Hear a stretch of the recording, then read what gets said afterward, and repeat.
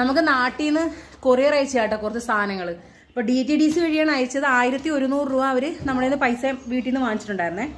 സാധാരണ അവർ full pack ചെയ്ത്, അവർക്കറിയാമല്ലോ ഇത് അവിടെ നിന്ന് ഇവിടം വരെ എത്ര ദൂരം വരേണ്ട സാധനമാണ്, അപ്പോൾ അത് പൊട്ടിപ്പോകുന്നുള്ള കാര്യങ്ങളൊക്കെ അറിയാമല്ലോ.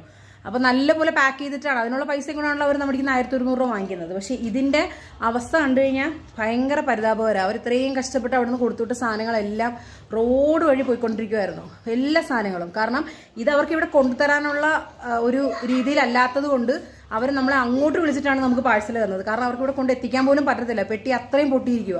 അന്നേരം ഞാൻ കാണിച്ചു തരാം, നിങ്ങൾക്ക് പെട്ടിയുടെ അവസ്ഥ കാണിച്ചു തരാം എങ്ങനെയുണ്ട്.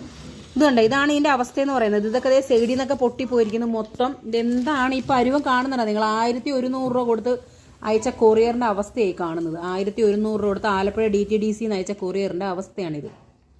എന്ത് പറയാൻ, ആരോട് വിളിച്ച് എന്ത് പറയാനാ? ഇങ്ങനെ ചെയ്യുന്നതിൽ നല്ലത് മൊത്തത്തിൽ അവർ അടച്ചുപൂട്ടി നിർത്തുന്നതാണ്.